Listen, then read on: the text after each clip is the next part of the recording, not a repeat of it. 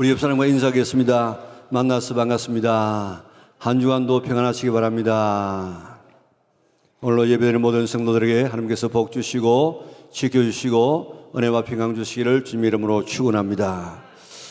우리가 지금 오늘도 성경을 읽었고 성경을 가지고 다니고 성경을 연구하는데 성경이 가르치고 있는 전체 방향이 뭘 이야기하고 있을까? 또 모든 성경이 가르치고 있는 그 목표가 무엇일까? 또 예수님을 왜 이 땅에 보내셨는가? 왜 우리를 만세전에 택하여서 하나님의 자녀로 삼으셨는가? 또 하나님의 역사는 지금 무엇을 향해서, 어디를 향해서 지금 나가고 있는가? 우리 그 모든 것이 거의 비슷한 하나의 이 지점인데, 지금 한마디로 하면 지금 하나님의 의도, 성경의 의도, 우리가 예수 믿는 의도, 그게 전부 뭘 향해서 지금 나가고 있는 것 같습니까? 하나님 나라의 회복입니다. 성경에서 말하는 모든 것의 목표가 바로 하나님의 나라를 회복하는 것입니다. 하나님께서 세우신 하나님의 나라는 하나님께서 하나님의 형상을 닮은 사람을 만들어서 하나님과 교제하고 사람들과 사랑하며 사람을 섬기고 그리고 만물을 다스리는 이런 하나님의 나라를 계획하셨습니다. 그리고 만드셨습니다. 모든 것을 다 풍요롭고 다 넉넉하고 죽음도 질병도 한숨도 걱정도 갈등도 없는 생활고도 없는 이런 지복의 장소를 만드시고 그게 살게 했습니다. 그게 바로 에덴 동산 아닙니까? 그런데 그 하나님의 나라가 인간의 범죄로 깨어졌을 때에 그 하나님의 나라를 회복하는 것이 하나님의 목표예요. 예수님을 보낸 이유입니다.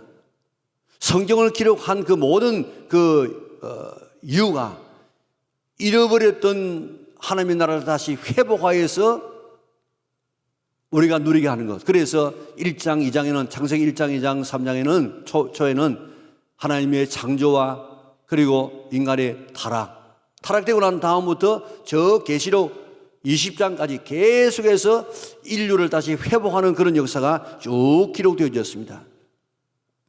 그 하나님의 나라가 회복되는 가운데 하나가 하나님의 형상 회복이에요.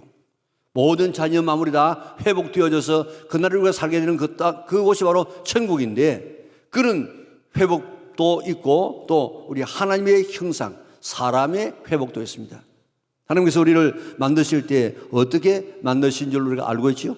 우리 창세기 1장 26절에서 27절 우리 같이 한번 읽어볼까요? 같이 읽습니다. 하나님이 이르시되 우리의 형상을 따라 우리의 모양대로 우리가 사람을 만들고 그들로 바다의 물고기와 하늘의 새와 가축과 온 땅과 땅에 기른 모든 것을 다스리게 하자 하시고, 하나님이 자기 형상 곧 하나님의 형상대로 사람을 창조하시되 남자와 여자를 창조하시고. 아멘. 하나님께서 우리를 만드실 때 하나님의 형상과 모양대로 우리를 만들었는데, 그 형상과 모양은 하나님의 성품을 가리킵니다.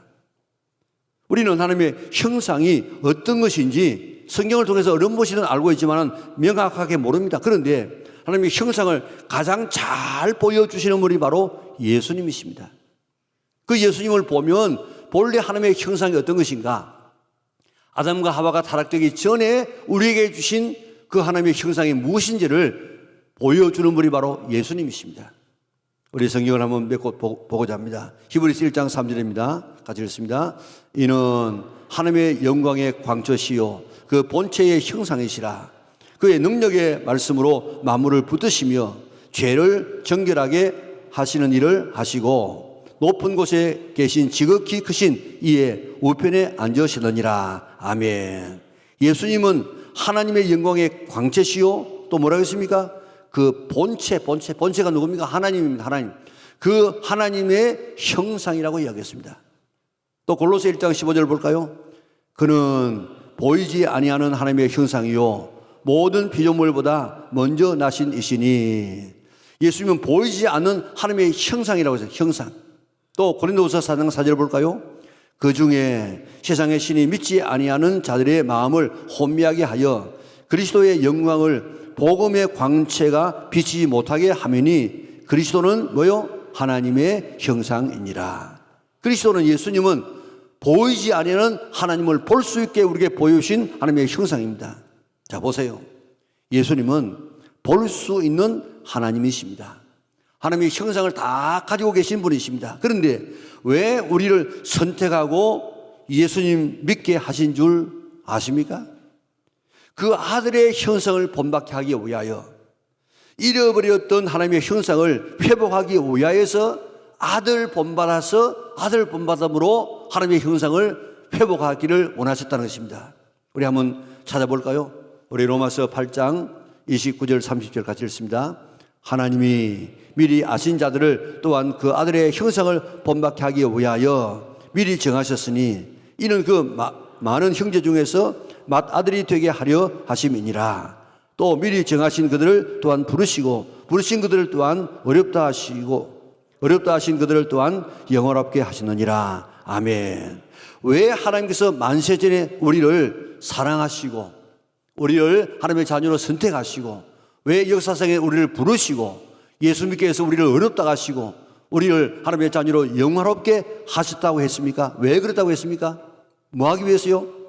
그 아들의 형상을 본받게 하기 위하여.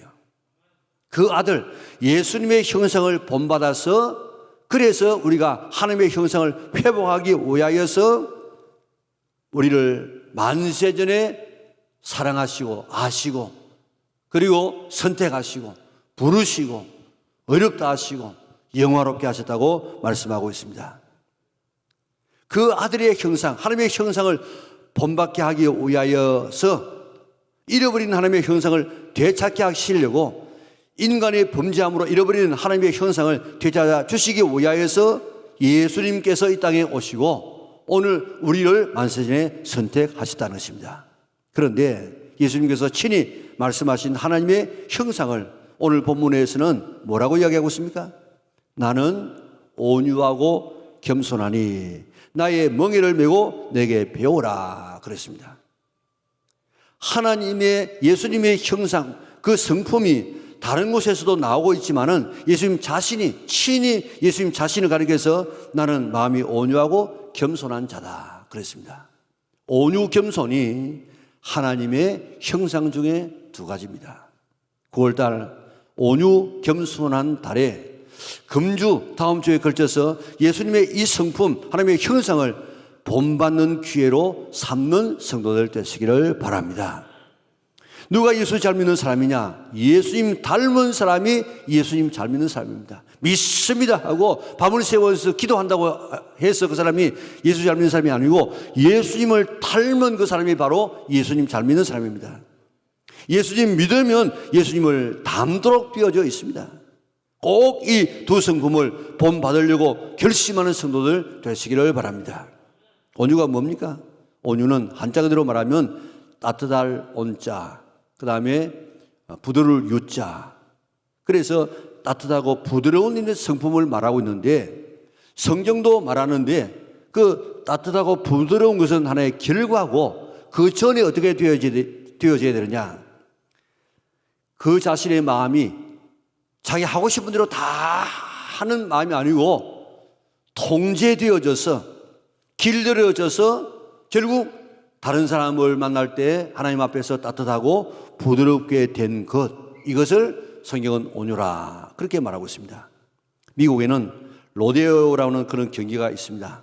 야생 소나 말을 타고 떨어지지 않으려고 하는 경기인데 길들여지지 아니하는 이 소나 이 말을 타고 버티는 그런 경기입니다.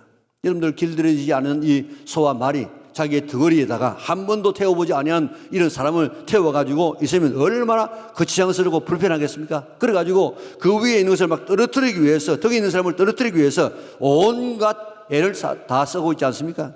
그래가지고 결국 떨어뜨리는데 이게 훈련되지 아니하는 짐승이에요. 훈련되지 아니하는 짐승은 어떻게 합니까? 사람이 쓸 수가 없어요. 잡아먹는 것밖에 없습니다.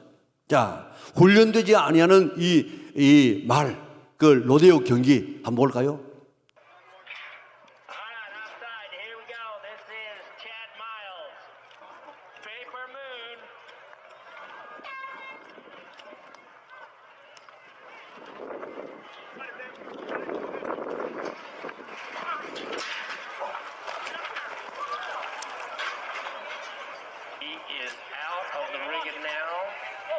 him down early.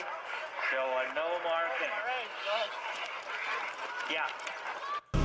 자, 저기 훈련되지 아니하는 말인데 훈련되진 말 한번 보세요. 얼마나 주인의 그 의도 따라서 잘 통제되어 가지고 주인이 시키는 대로 끄는 대로 오른쪽으로 왼쪽으로 뛰어넘고 얼마나 잘 훈련된 이 말과 훈련되지 않은 말을 한번 비교 한번 해보세요. 우리 같이 한번 볼까요?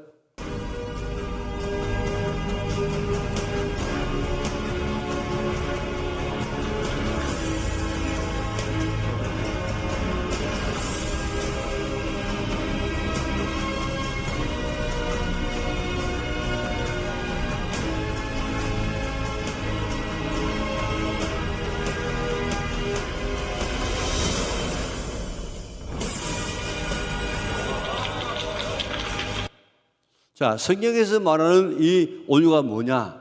동물을 길들이는데 길들이지 않았을 때의 그 동물이 사람의 지도를 잘 받아가지고 그 통제되어져 사람에게 따르고 사람의 지시를 따라서 행동하는 이렇게 훈련된 통제된 힘을 성경에서는 온유라 그렇게 말하고 있습니다.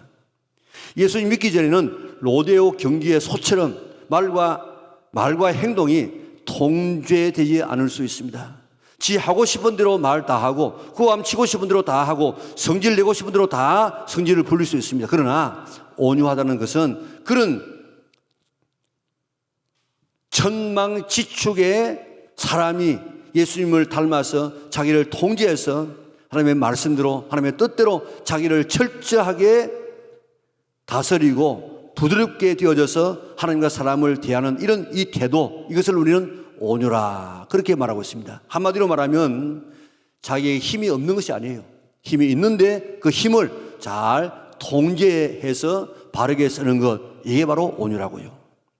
자신에게 불이익이나 피해가 있을 때에 화내지 아니하고 우리가 자신을 잘 다스릴 뿐만 아니고 반대로 타인에게 억울함이 있을 때는 목소리를 낼 수 있는 이런 이 상태, 이게 온유라고요.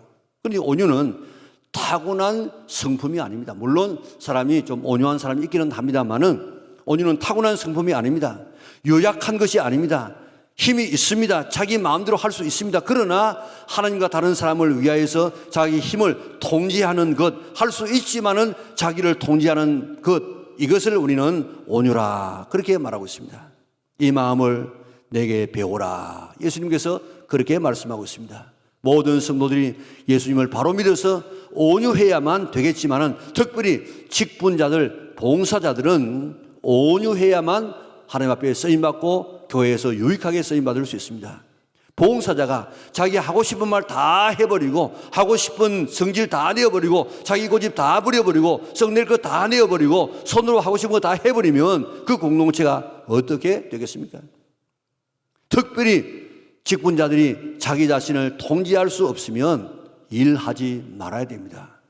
직분 받지 않아야 됩니다. 그래야만 하나님의 교회가 평안해지고 교회가 성장되어질 수가 있습니다. 통제되지 않은 마음이 솟아오를 때마다 로데오 경기를 연상할 수 있기를 바랍니다. 내가 통제하지 않으면 그 위에 타고 있는 사람은 예수님이시고 바로 교회다. 내가 통제되지 아니하고 내 마음대로 내 하고 싶은 대로 하면 다른 사람이 나를 볼 때 그 천방지축의 그 말과 같구나. 참 얼마나 볼 때 그 보기 흉합니까? 그 위에 타고 계시는 주님과 교회를 그렇게 아프고 고통스럽게 하구나 하는 사실을 꼭 기억할 수 있기를 바랍니다. 그래서 온유한 자의 위치를 벗어나지 않고 언제나 주님 앞에 온유할 수 있기를 바랍니다. 우리는 온유한 자가 되어야 하는데 성경에 나타난 온유한 자는 어떤 자인가? 우리에게 모델을 주었습니다. 이삭입니다.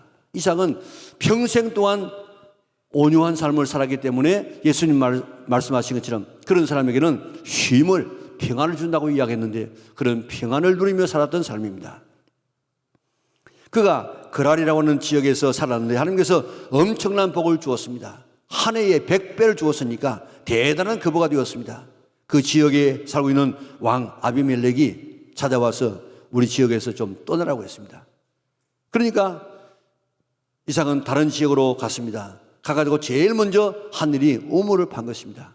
목축을 하는 사람이기 때문에 물 없으면 뭐 사람은 좀 참을 수 있지만은 가축이 참을 수 있겠습니까? 그래서 물이 제일 중요한데 우물을 파는데, 자, 저 가나안 땅에는 우물이 생명줄입니다. 왜냐하면 우리는 언제든지 파면은 우물이 나오고 있습니다만은 저 팔레스타인에는 그 토질 자체가 비가 내려오면 다 스며들어 가지고 그저 지중해로 빠져나가 버리고 물이 고이지 않는 땅이에요. 그런데 간간히 이제 이 오아시스와 같은 이런 물들이 지금 솟아나게 되어지는데 그 물 하나 얻으면은 생명을 얻는 것 같은 이런 놀라운 축복입니다. 자, 그런데 우물을 봤습니다. 아, 우물이 나왔습니다. 얼마나 기뻤겠습니까? 그런데 또 이 아비멜렉의 이런 사람들이 와가지고 이 우리 거라고 하면서 그 우물을 막아버렸습니다. 또 다른 데 갔습니다. 또 파니까 또 우물이 또 남았습니다. 또 다른 데 갔는데 또 이 사람들이 또 와서 우물을 메웁니다. 아예 이제 좀 다른 지역인 부엘세바까지 가서 옮겨가서 우물을 봤는데 거기도 또 나옵니다. 또 와서 메웁니다. 나중에는 아비멜렉이 와서 화친을 청합니다. 자, 우리 당신에게 하나님께서 함께하는 모습을 보았기 때문에 당신 잘못 건드리면 우리가 안 될 것 같다. 그러니까 우리 화친하자고. 우물을 몇 번 받는 줄 아십니까? 6번이나 봐, 6번이나. 파면 메우고 파면 메우고 파면 메우고. 그래도 끝까지 나가니까 그들이 스스로 와가지고 우리 화친하자 하고 손을 들지 않았습니까? 이게 바로 이삭의 온유입니다. 그래서 이삭의 삶은 싸우지 않았습니다. 온유했습니다. 양보했습니다. 그러니까 그의 삶은 얼마나 평안한지 모릅니다. 또 사람으로서 제일 온유한 사람이 누굽니까? 모세입니다. 모세. 우리 볼까요? 민수기 12장 3절 같이 읽겠습니다. 이 사람 모세는 온유함이 지면의 모든 사람보다 더하더라. 아멘. 이 세상 사람으로서 제일 온유한 사람이 모세라고 하나님이 그렇게 평가하셨어요. 사실 이스라엘 백성들 200만을 이끌고 가나안까지 갈 동안에 성경에 기록된 불평, 원망 이게 뭐 끊이지 않았습니다. 아주 큰 사건만 10번 이상을 기록하고 있는데 입만 열면 불평이고 원망입니다. 모세 지어버리고 다른 지도자를 세워서 애굽으로 돌아가자고 이야기합니다. 모세가 끌고 나온 것이 아니고 하나님께서 인도에 나왔는데 계속해서 보이는 모세를 이렇게 원망합니다. 그런데 날마다 모세에게 불평을 하는데 그들이 한 대로 상대했다고 하면은 벌써 그런 백성을 다 포기했을 것입니다. 죽도록 내버려 두었다고 하면 몇 번이라도 죽었을 것인데 모세는 그들이 하는 대로 상대하지 아니하고 자기의 성깔대로 대하지 않았습니다. 타이르고 용서하고 인내하고 기다려 주었습니다. 통제된 언어와 행동을 했습니다. 하나님께서 보시고 야 모세는 대단한 사람이다. 너는 온유함이 온 시작에서 제일 온유한 사람이라고 하나님께서 그 모습을 바라보고 평가해 주었습니다. 이런 모세의 온유 때문에 이스라엘 백성들이 가나안까지 가게 되었습니다. 그러나 모세도 한 번 온유하지 못했습니다. 너무너무 화가 나가지고 자기를 통제하지 못하고 그저 감정을 드러내었다가 그것 때문에 가나안에 못 들어가는 그런 어려움을 당하지 않습니까? 그러나 가장 온유하신 분은 바로 예수님이십니다. 예수님 자신이 나는 온유하고 겸손한 자라고 이야기했습니다. 예수님은 3년 동안 제자들을 키우는데 자식처럼 키웠습니다. 그런데 한 명의 제자가 당시 노예값에 지나지 않는 그 아주 헐값에 자기 스승을 팔아버립니다. 예수님을 팝니다. 그러면서 뭐라고 이 군사들하고 신호를 짜는가 하면 너희들 잘 예수라는 분이 밤에 누군지 모를 수 있으니까 내가 가서 선생님하고 입을 맞추는 그 사람이 예수니까 그 사람을 잡아라고 약속을 했습니다. 그래가지고 이 가룟 유다가 예수님에게 와가지고 선생님 안녕하십니까 하고 입을 맞추려고 합니다. 여러분 그때 여러분 같으면 어떻게 하겠습니까? 그런데 예수님 뭐라고 하십니까? 친구여 내가 무엇을 하려고 왔는지 행하라고 이야기했습니다. 예수님을 잡으려고 하는 자를 베드로가 칼로 막 머리를 막 내리쳤습니다. 이 사람이 딱 이렇게 빨리 해가지고 피해서 그러지 안 그러면 바로 머리가 잘렸을 것인데 피해가지고 옆에 귀가 잘렸습니다. 이런 우리 같으면 뭐라 하겠습니까? 야 베드로 너 정말 남자답다. 너 의리의 사람이다. 믿을 것은 네밖에 없구나. 그러면서 막 칭찬하고 그렇게 격려하지 않겠습니까? 그런데 예수님께서 베드로를 책망하시고 귀를 붙여주면서 칼을 쓰는 사람은 칼로 망한다. 칼을 내 집에 꽂으라. 그러면서 귀를 떨어진 귀를 붙여주었습니다. 이게 바로 예수님의 온유라고요. 예수님을 십자가에 못 박아 놓고 십자가에서 내려오면 우리가 믿겠다고 막 조롱을 했습니다. 십자가에 내려올 수 있습니다. 그러나 내려오지 않음으로 인류를 구원하십니다. 이게 온유입니다. 온유. 할 수 있는 힘이 있지만은, 내려올 수 있는 힘이 있지만은 하지 않는 것, 이게 온유라고요. 이런 이삭의 온유, 모세의 온유, 예수님의 온유를 본받는 우리 영락의 온 성도들 될 수 있기를 바랍니다. 어떻게 하면 이런 온유한 자에게 하나님께서 주시는 복이 뭐겠습니까?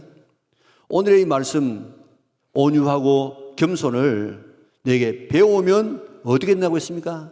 쉼을 얻는다고 했습니다. 안식을 누리고 평안을 주신다고 이야기했습니다. 내 하고 싶은 대로 다 말해버리고 행동해버리고 그저 썩 다 내버리고 하면 우리가 후련할 것 같지만은 반드시 그 다음에는 후회합니다. 평안이 없습니다. 그러나 내가 양보하고 내가 절제하면, 내가 온유해지면 결국 오늘 우리 마음속에 참된 평안이 임할 수 있습니다. 그렇기 때문에 우리 다 하고 난 다음에 후회하지 말고 정말 우리 자신을 절제해서 있음을 비워서 온유하려고 애쓰시기를 바랍니다. 다음은 온유하면 땅을 기업으로 얻는다고 했습니다. 우리 마태복음 5장 5절 읽어볼까요? 온유한 자는 복이 나니 그들이 땅을 기업으로 받을 것이며. 아멘. 생물계를 연구하는 사람들은 생물계는 강한 것만이 살아남는다. 뭐 적자 생존이니 양육 강식이니 자연 도태니 강한 것만 살아남는다고 그렇게 외치고 있는데, 그러나 가만히 한번 보세요. 강한 것이 끝까지 가는 것이 아니고 약한 것이 끝까지 가고 강한 것은 다 중간에 소멸된다고요. 옛날에 살았던 그 거대한 맘모스 공룡들 대단한 힘을 가지고 있었지만은 다 지금 사라지고 말았습니다. 호랑이 범, 동물원에 가서 볼 수 있지 않습니까? 호랑이 범은 오래 살아야 20년입니다. 그런데 아주 부드러운 거북은 300년을 산다고요. 여러분들 범일동에 가면 지금도 범내골이라는 곳이 있습니다. 왜 범내골이라는 이름 지은 줄 아십니까? 범이 하도 많이 내려오는 시내 골이라 이 말입니다. 하도 범이 많이 내려와서 범내골이라 지었는데, 여러분들 그 범내골 지금 어떻게 되었습니까? 범 호랑이 한 마리 내려오던가요? 그 강했던 공산주의가 어떻게 되어졌습니까? 오늘 가만히 우리가 자연계를 바라보아도, 인간의 삶을 바라보아도, 나라를 바라보아도 강한 것은 오래가지 못합니다. 언젠가는 다 사라지고 맙니다. 중국의 유명한 학자 노자는 상창이라고 하는 서정에게 도를 배웠습니다. 어느 날 상창이 늙어서 지금 죽게 되었다는 이야기를 듣습니다. 노자는 서정을 찾아가서 사부님 세상을 떠날 날이 얼마 남지 않은 것 같은데 제게 마지막으로 지금까지 나를 가르쳤던 그 모든 교훈을 한 가지로 요약하는 한 수를 나에게 가르쳐 주십시오. 그때 상창이 오랫동안 노자의 얼굴을 빤히 쳐다보고 있다가 입을 쫙 굴렸습니다. 그리고 뭐가 보이느냐? 예, 혀가 보입니다. 이제 알겠느냐? 예, 사모님 알겠습니다. 감사합니다 하고 큰 절을 하고 물러났다는 것입니다. 노자가 깨달은 것이 뭐겠습니까? 강한 이빨은 다 빨리 빠지고 없어지지만은 그러나 부드러운 혀는 오래 갈 수 있구나. 부드러운 것이 승리자가 될 수 있구나 하는 이것을 깨달았다는 것입니다. 물어뜯는 이빨은 빨리 상합니다. 치료하고 뽑기도 하고 임플란트를 합니다. 그래서 이를 치료하는 치과가 있습니다. 그런데 뭐 혁과하는 거 봤습니까? 혀를 치료하는 그런 이것은 뭐 물론 있기는 하겠지만 그런 이 전문 병원은 없다고요. 부드러운 것이 오래 갑니다. 부드러운 짐승이 땅을 차지합니다. 예수님을 본받은 온유한 자가 하늘나라의 땅 천국도 차지하는 줄 믿으시기를 바랍니다. 힘과 능력만 키우지 말고 그것을 통제할 수 있는 온유의 힘을 길러서 최후에 웃을 수 있는 우리 영락의 온 성도들 될 수 있기를 바랍니다. 꼭 자연계를 바라보아도 인간계를 바라보아도 정치를 바라보아도 모든 것을 바라보아도 온유한 것이 결국 승리하구나 하는 사실을 생각하고 우리 온유한 사람 되기로 결심할 수 있는 성도들 되시기를 바랍니다. 어떻게 하면 온유할 수가 있겠습니까? 오늘 본문 29절 30절을 같이 한번 다시 읽어볼까요? 나는 마음이 온유하고 겸손하니 나의 멍에를 메고 내게 배우라. 그리하면 너희 마음의 쉼을 얻으리니 이는 내 멍에는 쉽고 내 짐은 가벼움이라 하시니라. 아멘. 예수님 당시에는 우리나라는 지금 일반적으로 소 한 마리만 이렇게 멍에를 메고 가지만은 예수님 당시에는 두 마리의 소가 멍에를 같이 메고 가는 이런 때였습니다. 한쪽에 힘 있는 소가 있으면 또 다른 쪽에 있는 이런 이 소는 좀 편안하게 갈 수 있었습니다. 예수님의 멍에가 뭡니까? 예수님의 멍에는 십자가입니다. 나의 멍에를 메고 내게 배우라. 나의 멍에 십자가를 지고 내게 배우라고 했습니다. 십자가가 뭡니까? 십자가는 죽는 것입니다. 나의 옛사람이 죽어야만 온유할 수 있다는 것입니다. 그래서 바울은 날마다 나는 죽는다고 이야기했습니다. 우리 그리스도인의 삶이 뭔 줄 아십니까? 우리 갈라디아서 2장 20절 전반부에 있는 부분을 같이 한번 읽어보겠습니다. 내가 그리스도와 함께 십자가에 못 박혔나니 이제는 내가 사는 것이 아니요 오직 내 안에 그리스도께서 사신 것이라. 아멘. 바깥을 바라보면 나예요. 그런데 내가 이미 십자가에서 죽어졌기 때문에 내 안에 또 다른 그 예수님께서 내 안에 계시면서 예수님께서 지금 살아계십니다. 그래서 겉은 내 모습이지만은 내가 살아가는 형태는 예수님께서 살아가고 있기 때문에 그 온유하신 예수님이 지금 살아서 우리의 삶의 자세는 온유한 성품으로 살게 된다는 것입니다. 그러므로 나의 옛사람이 십자가에서 죽어야 됩니다.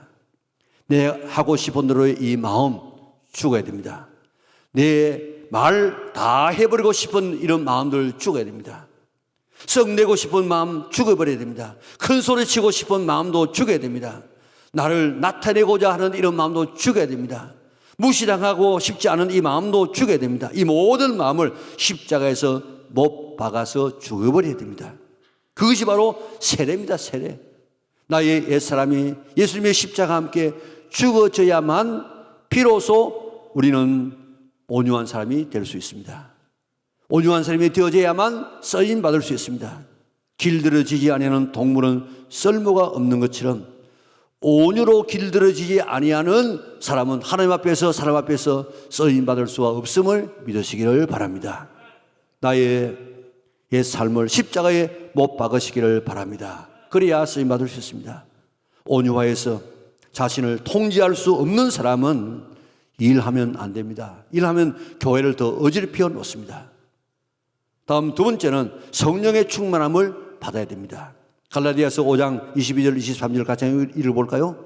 오직 성령의 열매는 사랑과 희락과 화평과 오래 참음과 자비와 양성과 충성과 온유와 절제니 이 같은 것을 금지할 법이 없느니라. 아멘. 온유는 성령 받은 열매, 성령 받은 결과입니다. 그러므로 성령 충만 받아야 됩니다. 내 힘으로는 나를 십자가에 못 박을 수도 없고 온유한 사람이 될 수도 없고 자신을 통제할 힘이 우리에게는 없습니다. 사람 참 안 바뀝니다. 사람이 바뀌어질 것 같지만은 안 바뀝니다. 결혼할 때 남편 아내 바꿔주려고 그렇게 잔소리해도 남편과 아내가 바뀌던가요? 안 바뀝니다. 그저 우리가 수용하며 살아가는 것이 지혜입니다. 그러나 바꿀 수 있는 길이 있습니다. 성령께서 임하시면 성령님은 사람을 바꿔놓을 수가 있습니다. 하나님이 바꾸기 전에는 절대로 사람이 바뀌지 않습니다. 야고보와 요한의 별명이 뭡니까? 우리의 아들, 벼락의 아들. 그렇게 과격한 사람이었지만은 사도 요한이 성령의 충만을 받고 난 다음에는 완전히 바뀌어서 사랑의 사도가 되어져서 온유한 사도가 되어져서 그저 힘이 없어서 설교를 못하고 쏟아져라 서로 사랑하라 하는 그 한마디에 온 성도들이 은혜를 받았다고 하지 않습니까? 예수님의 제자 중에 시몬이라는 열심낭원이 있습니다. 이 사람은 저 칼을 다리에 차고 숨기고 다니면서 로마 사람들을 죽이고 혁명을 일으켜서 독립하려고 하는 이런 이 사람들이었습니다. 그런데 성령 받고 나니까 그 사람이 변화되어서 다른 사람을 살리는 그런 복음의 전사가 되지 않았습니까? 아직도 통제되지 못하고 소리치고 씩씩거리고 고함치고 성질 잘 내는 사람, 참 성령을 경험하지 못한 사람입니다. 그 크고 위대하신 하나님, 그 성령님을 정말 만나면 나는 너무 비천한 존재입니다. 아무것도 아닙니다. 죄인 중에 죄인입니다. 그저 죽을 수밖에 없는 연약한 사람입니다. 소리칠 것도 없고 내어놓을 것도 없는 존재임을 깨닫게 되어지면 성령님의 능력으로 우리가 온유하게 되는 것입니다. 그래야만 온유한 자가 되어서 하나님이 쓰실 수 있는 사람이 될 수가 있습니다. 로데오 경기에서처럼 훈련되지 않은 말은 쓰임받을 수가 없습니다. 그는 잡아서 먹기를 고기에 지나지 않습니다. 쓰임받으려고 하면 내 힘이 통제되어야 됩니다.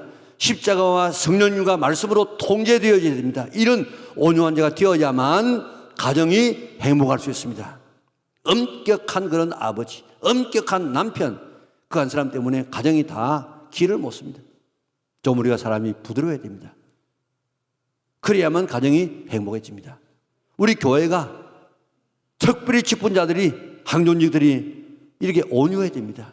그래야 교회가 행복하고 성장할 수 있습니다. 직장과 이웃 관계가 온유해야만 이런 아름다운 삶을 살 수 있습니다. 나는 마음이 온유하고 겸손하니 나의 멍에를 메고 내게 배우라. 성령의 충만함은 온유의 열매를, 성령의 충만함을 받아서 온유의 열매를 맺으라는 것입니다. 그래야만 하나님께 쓰임받고 다른 사람에게 사랑받고 너의 마음에 참된 평화가 임한다는 것입니다. 왜 하나님께서 우리를 만세전에 우리를 사랑하여 주시고 우리를 하나님의 자녀로 선택하시고 왜 역사상에 우리를 부르시고 우리를 예수님께서 어렵다고 하시고 왜 우리를 하나님의 자녀로 영광스럽게 하셨다고요? 그 아들의 형상을 본받게 하기 위하여, 예수님을 담게 하기 위하여서, 예수님의 온유하고 겸손한 예수님의 성품을 담게 하기 위하여서 우리를 그렇게 선택했다고 이야기했습니다. 내 힘으로는 예수 닮을 힘이 없습니다. 나를 십자가에 못 박아 죽이고 내 속에 예수님께서 사시게 만들어야 됩니다. 성령의 충만함을 받아서 성령의 능력으로 오늘 우리는 온유한 사람으로 변화될 수가 있습니다. 온유하지 않으면 통제되지 아니하는 짐승은 쓰임받을 수 없습니다. 온유하지 않는 성도는 하나님 앞에 쓰임받을 수가 없고 교회를 더 힘들게 어렵게 할 수밖에 없습니다. 온유한 예수님의 성품을 다 본받아서 하나님 앞에 쓰임받고 다른 사람을 잘 섬기고 다른 사람을 행복하게 만들고 우리 자신에는 참된 평안과 땅을 주심하고 약속하신 하늘의 땅을 소유할 수 있는 우리 영락의 온 성도들 될 수 있기를 주님의 이름으로 축원합니다.